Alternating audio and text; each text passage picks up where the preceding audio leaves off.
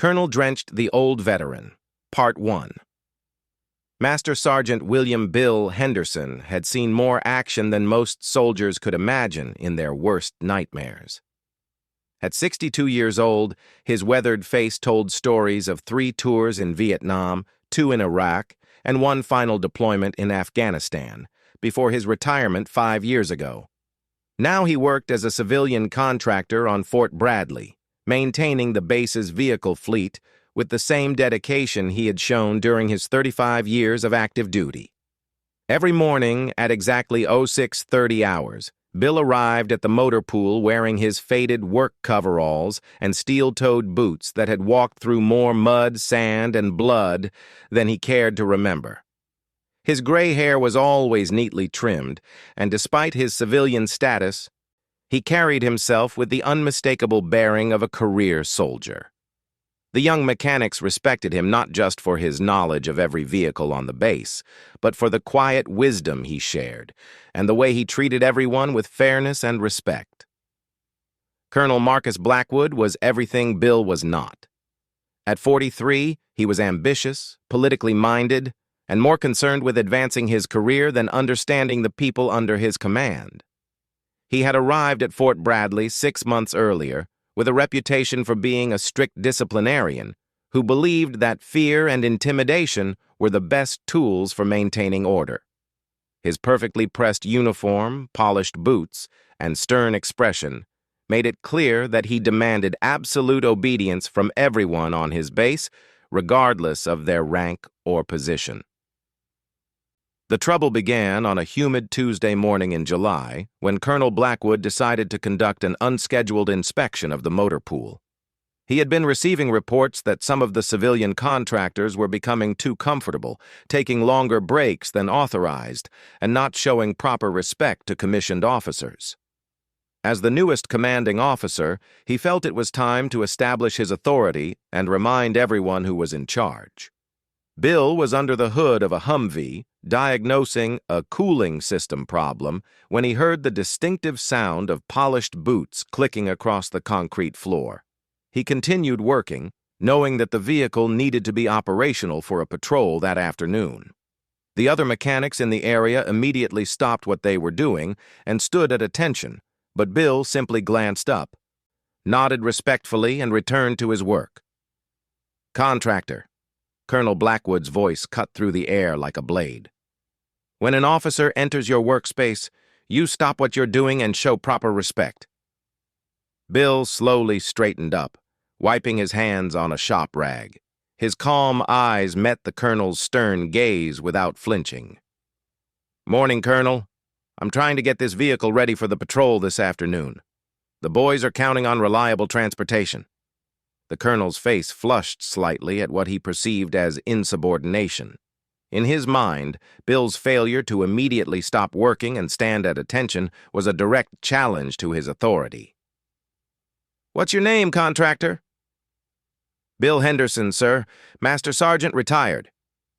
Bill's voice remained steady and respectful, but there was no fear in it. He had faced enemy fire and survived situations that would break lesser men.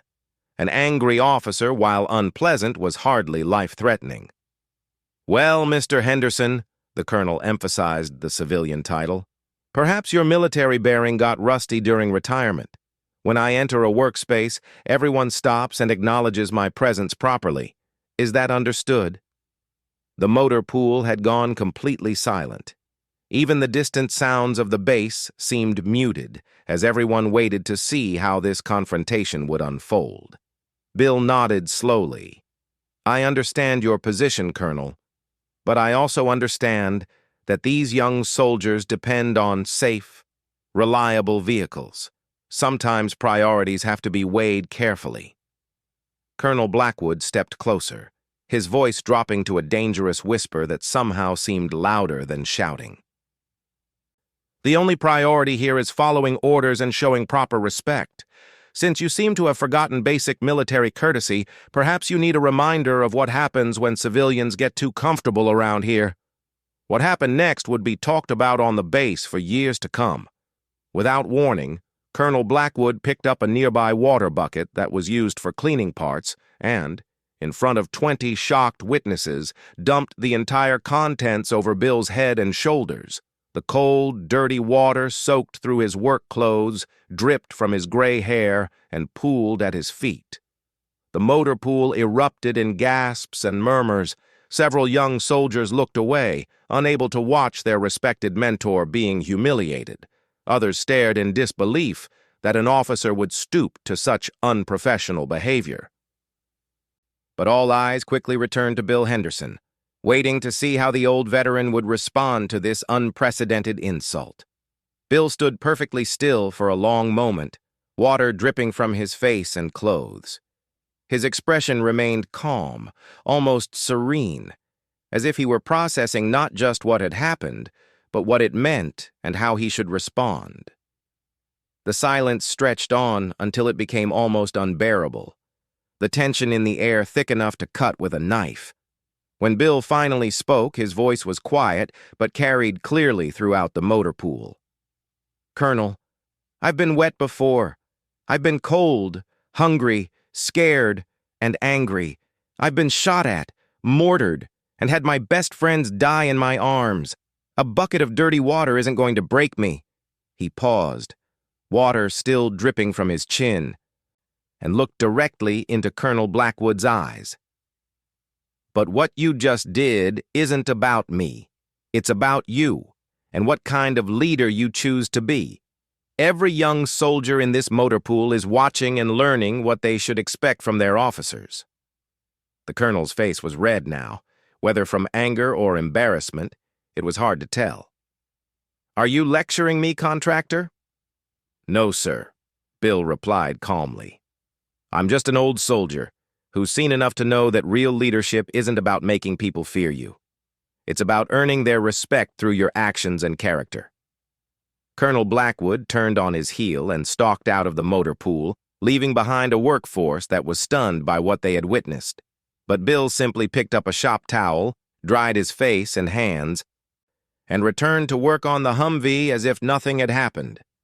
As word of the incident spread throughout the base, opinions were divided. Some felt that Bill had gotten what he deserved for not showing proper respect to a superior officer.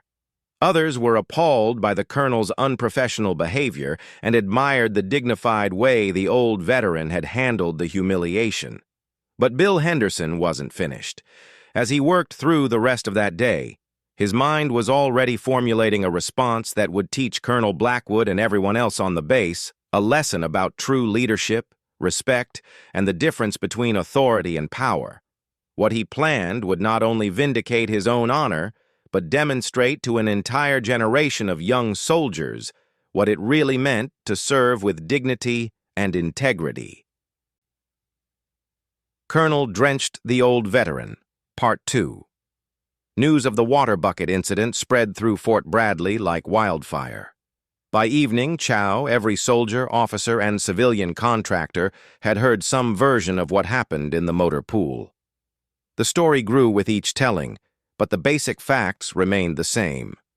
Colonel Blackwood had publicly humiliated a respected veteran, and Bill Henderson had taken it with remarkable dignity. In the enlisted barracks, young soldiers huddled in groups discussing what they had witnessed or heard. Many of them had worked with Bill Henderson and respected him not just as a skilled mechanic, but as a mentor who always took time to listen to their problems and offer sage advice. Private First Class Maria Santos, who had been in the motor pool during the incident, couldn't shake the image of dirty water dripping from the old veteran's face while he maintained his composure. "I've never seen anything like it," she told her bunkmates. Master Sergeant Henderson just stood there, calm as could be, while the colonel tried to humiliate him. But somehow, the colonel ended up looking like the fool. The officers' mess was buzzing with conversation as well, though the discussions were more subdued and carefully worded. Captain Jennifer Walsh, the base's logistics officer, had known Bill since her arrival 2 years earlier. She had always found him professional, knowledgeable, and completely dedicated to supporting the mission. The idea that he deserved such treatment didn't sit well with her or several other junior officers. "What message does this send to our enlisted personnel?" she asked quietly to Major Roberts during their meal. "We're supposed to be leading by example, showing them what honor and professionalism look like." Major Roberts, a career officer with 20 years of experience, nodded grimly. "Blackwood's still new here. He doesn't understand the respect that Henderson has earned. That old sergeant has more credibility in his little finger than most of us have in our entire careers."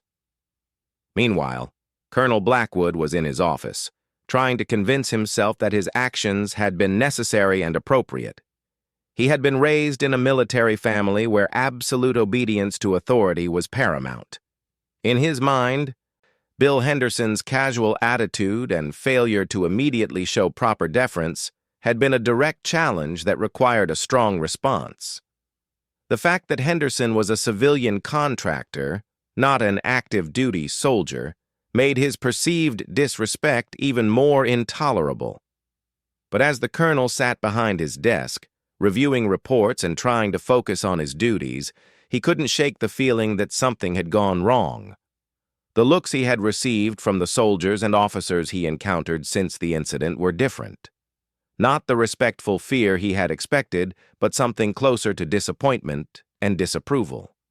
He told himself it would pass once everyone understood that he demanded proper respect and military bearing from everyone on his base. Bill Henderson, meanwhile, had gone home to his small apartment off base and spent the evening in quiet contemplation. He had faced many challenges during his military career, from combat situations to difficult commanding officers, and had learned that the most effective responses often required patience and careful planning. He wasn't angry about being soaked with dirty water. He had endured far worse indignities during his decades of service. What concerned him was the impact this incident might have on the young soldiers who looked up to him and the precedent it set for how leaders should treat their subordinates. As he sat in his simple living room, surrounded by photographs from his military service and mementos from deployments around the world, Bill began to formulate a plan. He had learned over the years that the most powerful responses to injustice weren't always the most obvious ones. Sometimes the best way to make a point was through actions rather than words, through demonstration rather than confrontation. The next morning arrived with typical military precision. The base came alive at 500 hours with the sounds of reveille, boots on pavement, and the organized chaos of thousands of soldiers beginning their daily routines. Bill Henderson arrived at the motor pool at his usual time, wearing clean coveralls and carrying himself with the same quiet dignity he had displayed the day before. But something was different. As soldiers throughout the base began their morning duties, they started to notice small changes in Bill's behavior. When officers passed by the motor pool, he stopped whatever he was doing and stood at perfect attention until they had passed completely out of sight. When speaking to any commissioned officer, regardless of rank, he responded with crisp, "Yes, sir," and "No, sir" answers while maintaining rigid military bearing. At first, this seemed like exactly what Colonel Blackwood had demanded. Bill was showing the proper respect and military courtesy that the colonel felt was lacking. But as the morning progressed, something began to feel off about the whole situation. When Captain Walsh stopped by the motor pool to check on the status of some vehicles, she found Bill standing at attention beside a Humvee he had been working on. "Good morning, Henderson. How's the repair work coming along?" "Outstanding, ma'am," Bill replied in a flat, military monotone, his eyes fixed straight ahead. "All vehicles will be mission-ready as ordered, ma'am." Captain Walsh frowned slightly. In all her previous interactions with Bill, he had been warm, professional, and conversational. They had often discussed technical issues and operational requirements in a collaborative manner. This robotic behavior was completely unlike him. "Is everything all right, Henderson? You seem different today." "Everything is outstanding, ma'am. I am following all proper procedures and showing appropriate respect to commissioned officers as directed, ma'am." The captain lingered for a moment, sensing that something was wrong but unable to put her finger on what it was. As she walked away, she couldn't shake the feeling that Bill Henderson was trying to tell her something without actually saying it. Similar scenes played out throughout the morning as other officers encountered Bill's dramatically changed behavior. Lieutenant Johnson, who often sought Bill's advice on vehicle maintenance schedules, was met with rigid formality instead of the helpful, detailed explanations he usually received. Major Roberts found himself speaking to what seemed like a military robot, rather than the thoughtful, experienced professional he had come to respect. But it was during the lunch hour that Bill's plan truly began to reveal itself. As he sat in the civilian contractor break area, eating his simple sandwich and drinking coffee from a thermos, a group of young enlisted soldiers approached him. These were the same soldiers who often sought his guidance and enjoyed his stories from previous deployments. "Hey, Master Sergeant," Private Santos called out cheerfully. "We were wondering if you could help us understand some of the maintenance procedures you showed us last week." Bill looked up from his meal, and for a moment, his face showed the warmth and kindness that had made him beloved throughout the base. But then his expression became neutral and professional. "I appreciate your interest in learning, but I must maintain appropriate boundaries between civilians and military personnel. You should direct such questions to your immediate supervisors through proper channels." The soldiers exchanged confused glances. This wasn't the Bill Henderson they knew, the man who had always been eager to share his knowledge and help them become better soldiers. Private Santos tried again. "But Master Sergeant, you've always helped us before. We learn more from you in an hour than we do in a week of regular training." Bill's response was measured and careful. "Military protocol must be followed at all times. Proper respect for rank structure and chain of command is essential for good order and discipline.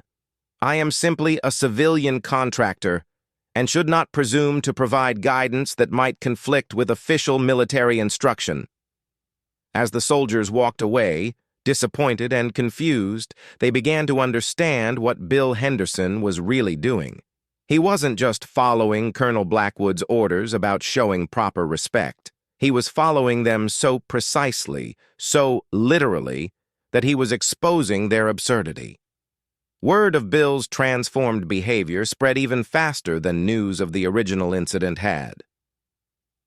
Soldiers who had relied on his expertise found themselves directed to official channels that moved slowly and provided far less helpful information. Officers who had valued his informal consultations discovered that he would only communicate through formal written requests that had to be processed through multiple levels of bureaucracy. The motor pool, which had previously been a place of efficient collaboration and problem-solving, began to feel sterile and impersonal. Vehicles still got repaired and maintained, but the sense of teamwork and shared purpose that Bill Henderson had fostered was noticeably absent. By the end of the second day, even the most junior enlisted personnel began to realize what the old veteran was demonstrating.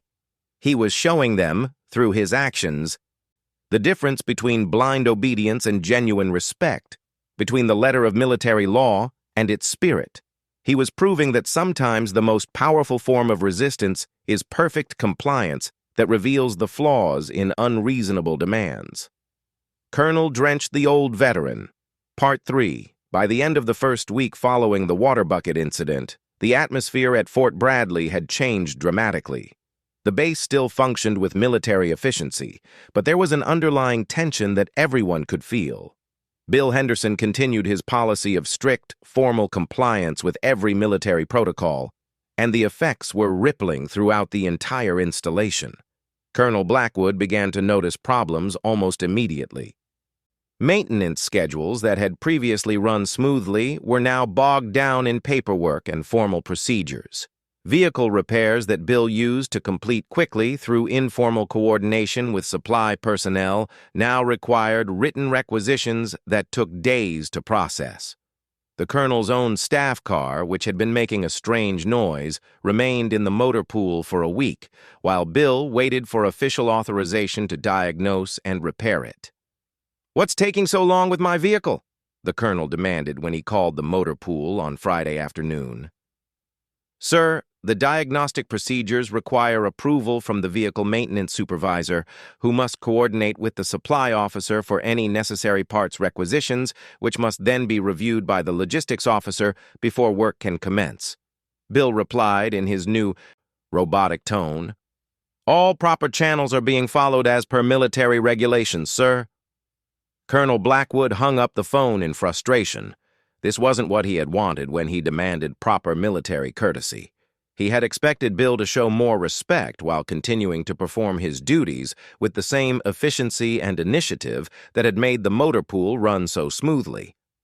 The real wake-up call came during the monthly base inspection by General Patricia Morrison, the commanding officer of the entire military district.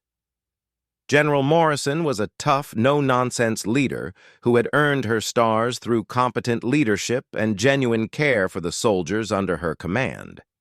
She had heard rumors about tension at Fort Bradley and decided to conduct an unannounced visit to assess the situation personally. General Morrison arrived on a Tuesday morning and began her inspection with the motor pool, knowing that vehicle readiness was crucial for the base's operational capability. What she found surprised her. The facility was immaculate, the vehicles were properly maintained, and all paperwork was perfectly organized. But there was something missing, the sense of energy and teamwork that she expected to find in a well-functioning unit. Bill Henderson was working on a routine maintenance inspection when the general entered. Unlike his response to other officers, he immediately stopped what he was doing, snapped to perfect attention, and remained motionless until she addressed him directly. "At ease, soldier," General Morrison said, then corrected herself. "I mean, contractor. I'd like to discuss the readiness status of your vehicle fleet." "Ma'am, all information regarding vehicle readiness must be requested through official channels and provided by the appropriate commissioned officer, ma'am," Bill replied without relaxing his rigid posture. General Morrison frowned. She had reviewed Bill Henderson's personnel file before her visit and knew she was speaking to one of the most experienced and knowledgeable vehicle maintenance experts on the base. His formal response was technically correct but completely inappropriate for an informal inspection conversation. "I understand protocols, but I'd appreciate your professional assessment of our operational readiness. Ma'am, as a civilian contractor, it would be inappropriate for me to provide assessments or opinions that might conflict with official reports from commissioned officers, ma'am." The general studied Bill's face carefully. She had spent enough years in the military to recognize when something was seriously wrong, and this mechanical behavior from an obviously competent professional was a clear indicator of underlying problems. After completing her inspection of the motor pool, General Morrison visited other areas of the base and began to piece together what was happening. Soldiers and junior officers, when questioned privately, expressed confusion and concern about the change in Bill Henderson's behavior. They spoke respectfully but sadly about losing access to his mentorship and expertise. Captain Walsh was particularly candid during her interview. "Ma'am, Henderson has been like a father figure to many of our younger soldiers. His informal guidance and willingness to share his experience made him invaluable not just as a contractor, but as a positive influence on our entire unit. Since the incident last week, it's like we've lost one of our most important resources." "What incident?" General Morrison asked, though she suspected she already knew. Captain Walsh hesitated, clearly uncomfortable with criticizing her commanding officer. "Perhaps you should speak with Colonel Blackwood directly, ma'am." The general's meeting with Colonel Blackwood took place in his office that afternoon. She listened as he explained his perspective on the water bucket incident and his efforts to establish proper discipline and respect on the base. "I understand your concern about maintaining military bearing, Colonel," General Morrison said when he finished. "But help me understand how humiliating a respected veteran in front of his co-workers serves that goal." Colonel Blackwood's face flushed slightly. "General, Henderson was being insubordinate. He refused to show proper respect when I entered his workspace." "Did he refuse to follow a direct order?" Well, no, but his attitude was inappropriate for interaction with a commissioned officer. General Morrison leaned back in her chair, her expression neutral but her eyes sharp. Colonel, I've reviewed Henderson's service record. 3 Purple Hearts, 2 Bronze Stars, and 35 years of exemplary service.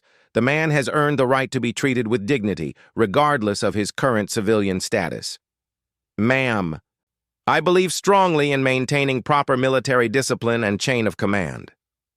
And I believe in leadership that inspires rather than intimidates, the general replied firmly.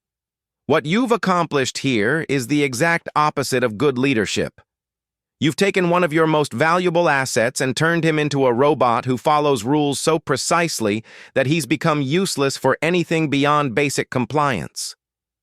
The conversation continued for another hour, during which General Morrison made it clear that Colonel Blackwood's approach to leadership was not only counterproductive, but damaging to morale and operational efficiency. She concluded by ordering him to make things right with Bill Henderson and the rest of the base personnel. The next morning, Colonel Blackwood found himself walking across the base toward the motor pool with a heavy heart and wounded pride. He had spent a sleepless night thinking about the general's words and reviewing his own actions over the past week. For the first time, he began to see the situation from Bill Henderson's perspective and understand the profound impact of his behavior on the entire base community. Bill was under the hood of a truck when the colonel entered the motor pool. As he had done every day since the incident, Bill immediately stopped working and snapped to attention. But this time, Colonel Blackwood raised his hand to stop him. Please, continue your work, the colonel said quietly. I'd like to speak with you when you have a moment. Bill straightened up slowly, his expression wary but professional. What can I do for you, sir? Colonel Blackwood looked around the motor pool at the other workers, all of whom had stopped what they were doing to observe this interaction. He realized that whatever he said here would be heard throughout the base within hours, just as his previous actions had been. Mr. Henderson, he began, using the respectful civilian title, I owe you an apology. My behavior last week was unprofessional, inappropriate, and beneath the standards expected of an officer in the United States Army. The motor pool fell completely silent. Several soldiers exchanged glances of surprise and disbelief. Colonel Blackwood continued, his voice carrying clearly throughout the workspace. You were right when you said that real leadership isn't about making people fear you. I allowed my pride and my desire to establish authority to cloud my judgment. What I did to you was wrong, and I'm sorry. Bill Henderson studied the colonel's face for a long moment, looking for any sign of insincerity or political calculation. What he saw instead was genuine remorse and the recognition of a man who had learned from his mistake. I appreciate that, Colonel, Bill replied, his tone losing some of its mechanical formality. We all make mistakes. What matters is what we do to fix them. I'd like to ask for your help in fixing this one, Colonel Blackwood said. This base runs better when people like you are free to share your knowledge and experience. I hope you'll consider returning to your normal way of working with our soldiers and officers. Bill nodded slowly, a slight smile finally appearing on his weathered face. I think that can be arranged, sir. The change was immediate and dramatic. Over the following days, Bill Henderson gradually returned to his normal, warm, and helpful demeanor. The motor pool regained its atmosphere of efficient teamwork, vehicles were repaired more quickly, and young soldiers once again had access to the mentorship and guidance they valued so highly. Colonel Blackwood, meanwhile, had learned a valuable lesson about leadership that would serve him well for the rest of his career. He discovered that true authority comes not from intimidation or rigid enforcement of protocol, but from earning respect through fair treatment, competent decision-making, and genuine concern for the welfare of subordinates. The water bucket incident became part of Fort Bradley folklore, but not in the way Colonel Blackwood had originally feared. Instead of being remembered as a story of humiliation and poor leadership, it became an example of how mistakes can be acknowledged, relationships can be repaired, and valuable lessons can be learned by everyone involved. General Morrison, when she received reports of the reconciliation, was satisfied that her intervention had achieved its intended result. But she also made a note in Colonel Blackwood's personnel file about the importance of continued leadership development and mentorship. For Bill Henderson, the incident reinforced his belief that dignity, patience, and principled action could overcome even the most challenging situations. He continued working at Fort Bradley for several more years, training countless young soldiers and serving as an example of what it meant to serve with honor and integrity, regardless of rank or position. The motor pool returned to its status as one of the most efficient and positive work environments on the base, and Bill Henderson remained one of its most valued and respected members until his final retirement at the age of 67.